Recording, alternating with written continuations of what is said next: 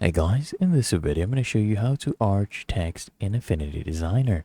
The first thing I want you to do is go ahead and create a line or curve, which I'll do right now, as you can see.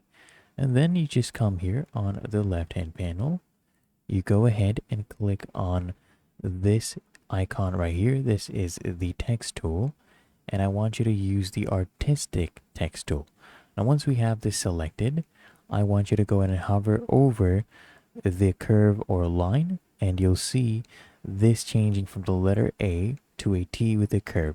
If you don't see that, make sure you select the line before you use this tool. So since we have this selected, you can come here and click on this and then just type anything you want. So as you can see now, it is actually following that curve. And there you go. That is how to arch text. If you found this helpful, make sure you smash the like button, subscribe to Quick Fix.